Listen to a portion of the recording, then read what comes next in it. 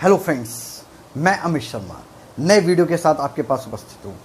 आज हम जो टॉपिक करने जा रहे हैं वो है आवेशित चालकों के संयोजन से आवेशों का पुनः वितरण तथा ऊर्जा हानि।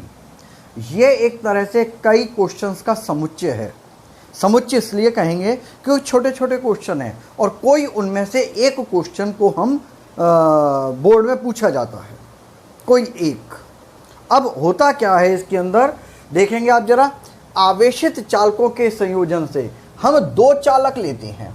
मान लिया ये कोई कैपिटल ए चालक है और ये दूसरा चालक है, जैसे हमने बी नाम दिया है।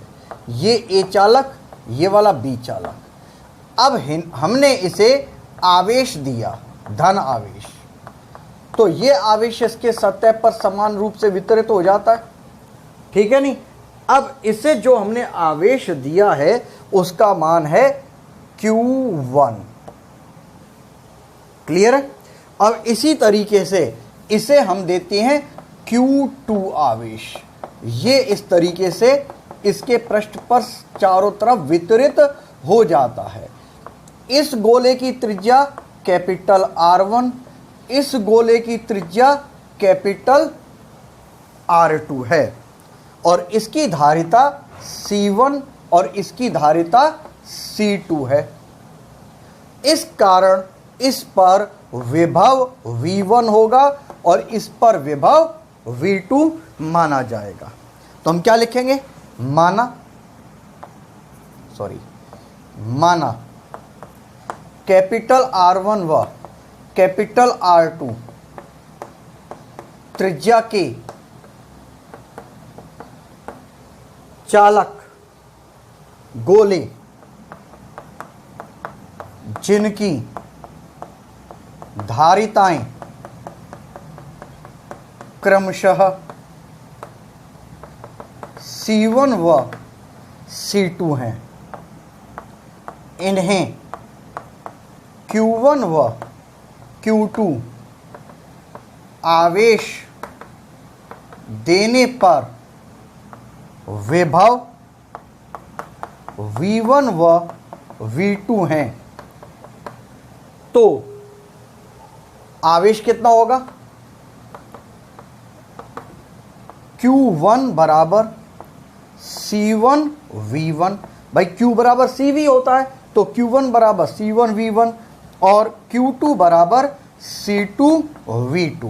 ये दोनों मिलकर हम इक्वेशन 1 ले लेती हैं।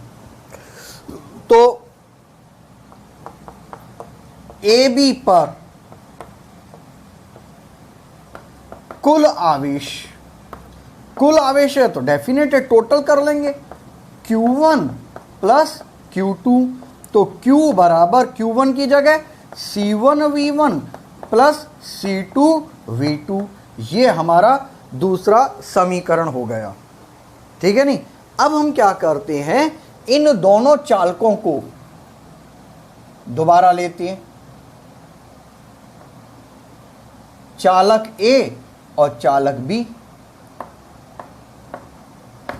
हमने क्या किया, इसे नगण्य धारिता के चालक से जोड़ दिया। पुनः चालक A व B को नगण्य धारिता के चालक से जोड़ने पर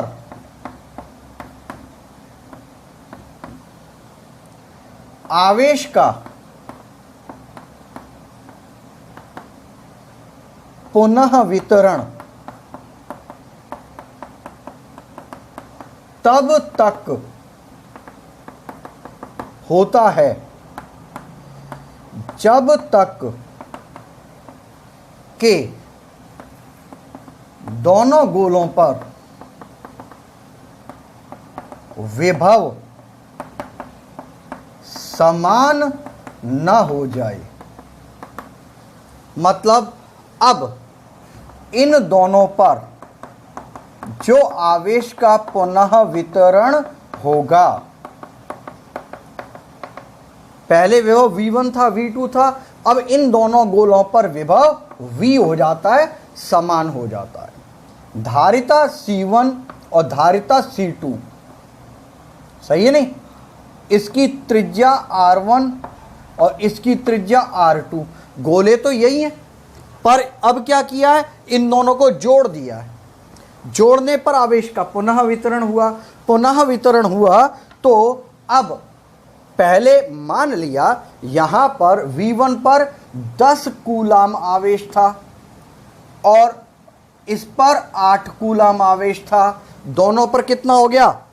18 कूलाम। टोटल कितना हो गया? 10 और 8 18 कूलाम हो गया। अब क्या होगा? दोनों पर विभव समान है तो 9 कूलाम आवेश यहां पर आएगा और 9 कूलाम आवेश यहां पर आएगा। तो अब जरा ध्यान देखेंगे, आवेश के हिसाब से देखें, यहां पर पहले 10 कूलाम था, अब 9 कूलाम है, तो ये Q1 है। Q1 तो नहीं लिख सकते, आवेश बदल चुका है, इस कारण यहां पर कितना मान आ जाएगा? यहां पर हम लिख देंगे Q1 डैश और यहां पर क्या आ जाएगा? Q2 डैश, क्योंकि 8 कूलाम यहां पर था, अब 9 कूलाम हो गया। दोनों के आवेश परिवर्तित हुए। आवेश परिवर्तित होने से जब आवेश समान है तो यहां पर विभव का मान भी समान हो जाएगा, ठीक है नहीं? अब इसके अंदर एक पेच और आ जाता है, क्योंकि चालक गोलों पर विभव समान है, अतः दोनों चालक परस्पर, विभव समान कब होता है? जब चालक समानांतर क्रम में जुड़े होते हैं। अतः दोनों चालक परस्पर समानांतर क्रम में होंगे। ये छोटी छोटी बातें जो आपको बीच बीच में अपने पूर्व ज्ञान के द्वारा हमें ध्यान में रखनी होगी, तभी जाके हमारी बात सही बन पाएगी और हम चीज़ों को समझ पाएंगे, ठीक है नहीं? तो चालक गोलों पर विभव समान है, अतः चालक परस्पर समानांतर क्रम में होते हैं। अब हम एक काम करते हैं कि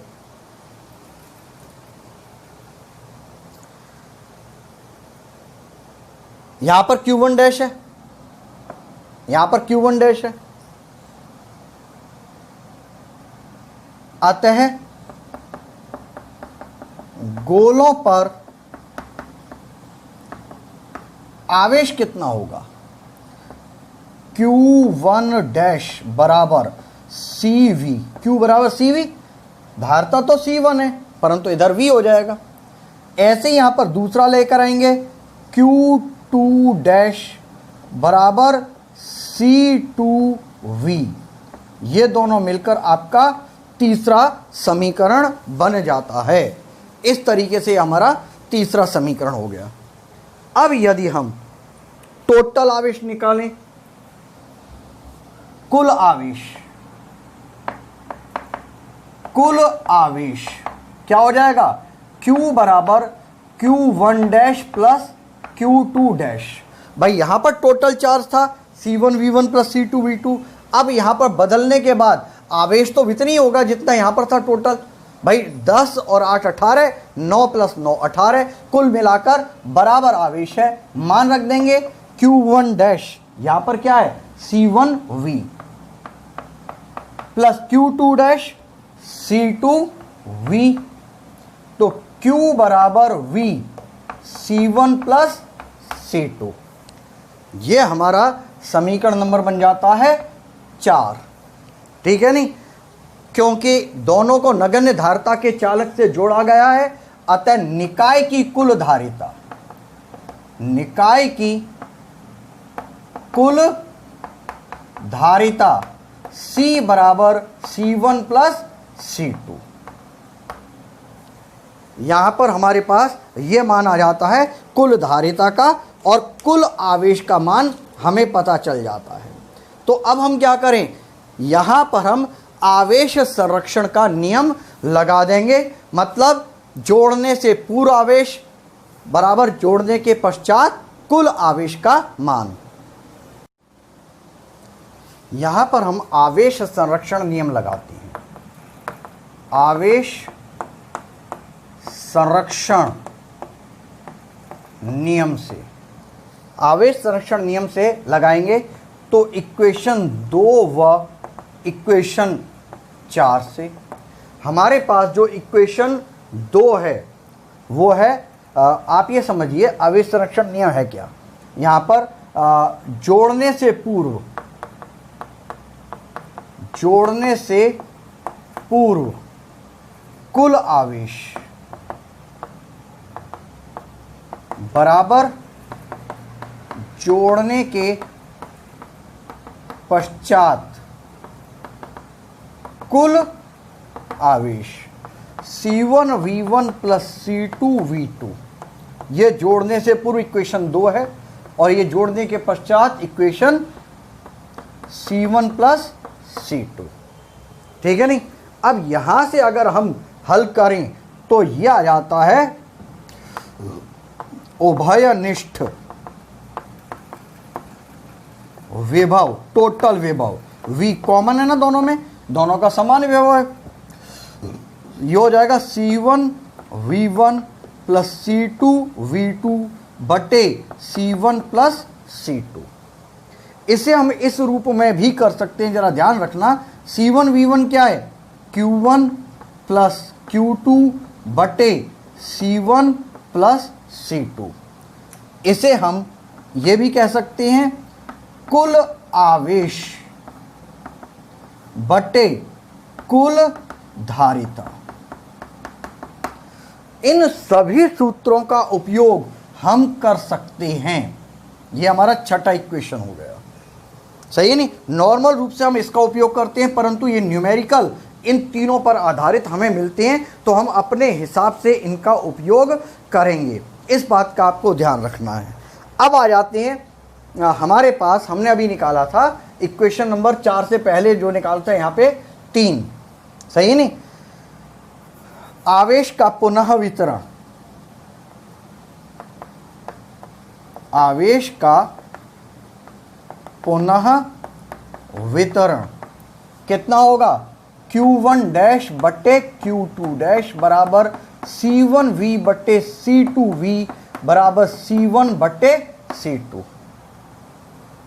आवेश का पुनः वितरण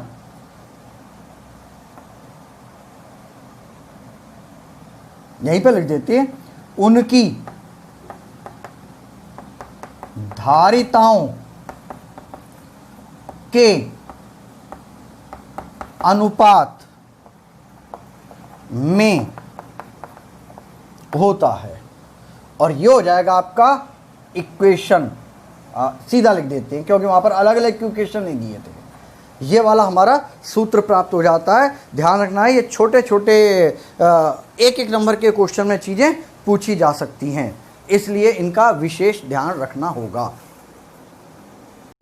अब मैं जो टॉपिक करवा रहा हूं, ये टॉपिक आपके एज ए सिलेबस में बहुत कम है। बहुत कम क्या, सिलेबस में आपकी किताबों में नहीं मिलेगा, परंतु कंपटीशन में कई बार पूछा जा सकता है या घुमाकर क्वेश्चन पूछा जा सकता है। वो क्या है कि जैसे हमने यहाँ पर Q1 और Q2 आवेश दिया, अब आवेश ये परिवर्तित हो गया, Q1 डैश और Q2 डैश है। ये जो नए आवेश हैं, नगण्य धारिता के चालक से जोड़ने के बाद जो नए आवेश आए हैं, उनके मान क्या होंगे, वो हमें निकालना है। नया आवेश, नया आवेश, ये इक्वेशन नंबर हमने 7 ले ली। तो ये क्या हो गया, Q1 डैश बटे Q2 डैश बराबर C1 बटे C2। चालक गोले तो 4 पाई एप्सिलॉन नॉट R1। विलगित गोलीय चालक की धारिता आ गई ना, 4 पाई एप्सिलॉन नॉट R1 बटे 4 पाई एप्सिलॉन नॉट R2 बराबर यहां पर क्या हो गया, R1 बटे R2। तो Q1 डैश बराबर R1 बटे R2 इंटू Q2 डैश समीकरण नंबर ये आपका 8 आ गया। अभी हमने टोटल आवेश निकाला था, क्योंकि इसे ऐसे कर देते हैं, क्योंकि Q बराबर Q1 dash plus Q2 dash, तो Q बराबर Q1 डैश की जगह मान रख दिया R1 बट्टे R2 Q2 dash plus Q2 dash. यहाँ से हम Q2 डैश का मान निकाल लें, सही है नहीं? तो क्या आ जाएगा, Q2 डैश R1 बट्टे R2 प्लस 1, यानी कि Q बराबर Q2 डैश बराबर, सॉरी बराबर नहीं आएगा, ब्रैकेट में R1 प्लस R2 बटे R1, एलसीएम ले लिया तो R1 प्लस R2 बटे R2 आएगा यहाँ पे। तो Q2 डैश बराबर Q इंटू R2 बटे R1 प्लस R2। इसी तरह से इसी प्रकार Q1 डैश निकाल सकते हैं, क्या आएगा, Q इंटू R1 R2 की जगह यहाँ पर Q, देखो 2 के लिए 2 था तो 1 के लिए 1 हो जाएगा, R1 बट्टे R1 प्लस R2। ये हमारे नए आवेशों के मान प्राप्त हो जाते हैं। ठीक है नहीं? शॉर्ट टाइप क्वेश्चन है, डायरेक्ट न्यूमेरिकल भी इस पे मिलते हैं। ज़्यादातर ये टॉपिक आपको कंपटीशन में मिल जाएगा। इसी में आपको एक स्वतंत्र क्वेश्चन मिलेगा। स्वतंत्र क्वेश्चन का मतलब समझिएगा, पृथक्कृत चालकों को नगण्य धारिता के चालक से जोड़ने पर, ये दोनों पृथक्कृत चालक हैं, शुरुआत के हैं, ये अगर नगण्य धारिता के चालक से जोड़ दिए गए हैं, उनके विभवों में परिवर्तन कितना होगा। अब जरा देखोगे इधर, पहले ए चालक पर बात करते हैं, केवल ए पर, सही नहीं? यहां पर विभव V1 था, अब विभव V है। पहले आवेश 10 कूलम था, अब आवेश 9 कूलम है। इसका मतलब जो विभव V1 है वो V से बड़ा है। यहां पर ये बात आ गई। यदि V1 ग्रेटर देन V, इसका मतलब क्या हो गया, ये जो V1 है ये V से बड़ा है और V V2 से बड़ा है। ठीक है नहीं? तो चालक A के विभव में, भाई पहले 10 वोल्ट के 10 कूलम के कारण था, अब 9 कूलम के कारण विभव है, तो पहले से विभव में क्या आती है, विभव में कमी कितनी हो जाती है, डेल्टा V1 बराबर बड़ा क्या है, V1 माइनस V, बड़े में से छोटे को घटा देंगे तो V1 तो V1 रहेगा, और ये जो V है ये उभयनिष्ठ विभव है, C1 V1 plus C2 V2 बटे C1 प्लस C2, ये आपका डेल्टा V1 आ गया। तो डेल्टा V1 क्या हो जाएगा, डेल्टा V1 बराबर, यहाँ पर एलसीएम लिया, C1 प्लस C2, एलसीएम आ गया, C1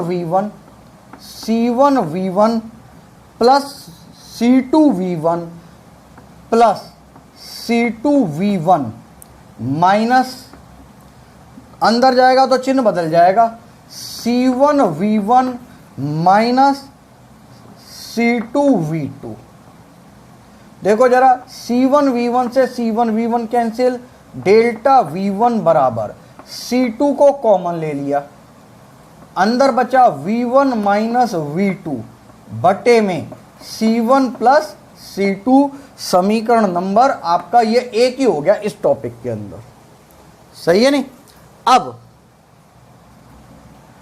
चालक ए के विभव में कमी की थी, अब यहां पर लिखेंगे चालक बी के विभव में। अब चालक बी का विभव कितना होगा जरा देखना, ये 8 कूलम के कारण विभव था V2, यहां पर 9 कूलम के कारण विभव है, तो अब V बड़ा है और V2 छोटा है, तो विभव में वृद्धि हो जाएगी ना पहले की तुलना में, मतलब डेल्टा V2 बराबर V बड़ा है और V2 छोटा है। बड़े में से छोटा घटा देंगे। देखो जरा, V बड़ा है V2 छोटा है, तो हमने क्या किया, V माइनस V2। यहाँ से चलेंगे V1 माइनस V बराबर डेल्टा V1 और V माइनस V2 बराबर डेल्टा V2। तो अब यहाँ पर क्या हो जाएगा, डेल्टा V2 बराबर V का मान C1 V1 plus C2 V2 बटे में C1 plus C2 minus V2। Then delta V2 बराबर, हम यहाँ पर एलसीएम ले लेते हैं, C1 V1 plus C2 V2 minus, ये क्या हो जाएगा, C1 V2 minus C2 V2। अब C2 V2 से C2 V2 कैंसिल हो गया, तो डेल्टा V2 बराबर C1 कॉमन, यहाँ पर C1 V1 आएगा, C1 V1 माइनस V2, ये V1 हो गया माइनस V2 हो गया, C1 को कॉमन ले लिया, C1 प्लस C2, समीकरण नंबर ये हो गया 2।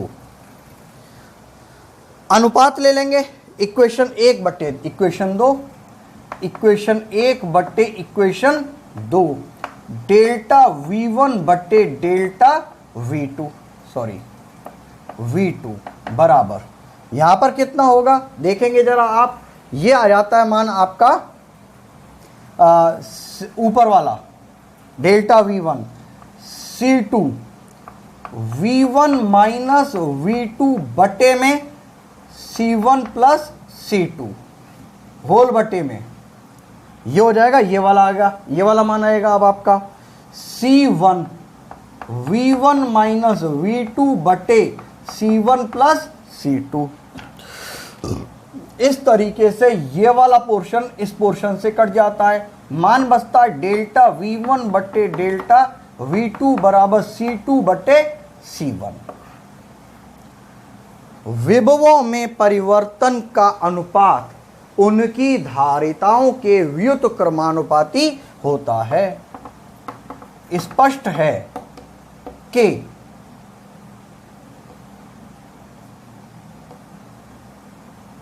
दोनों चालकों को नगण्य धारिता के चालक से जोड़ने के पश्चात उनके विभवों में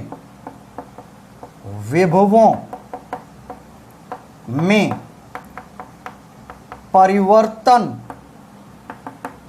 का अनुपात उनकी धारिताओं के व्युत्क्रमानुपाती होता है। इसका मतलब क्या हुआ, ये अपने आप में प्रश्न भी बन जाता है। देखेंगे जरा, इसी को पहले सेट कर देते मैथमेटिकल रूप में, डेल्टा V1 बटे डेल्टा V2 बराबर C2 बटे C1।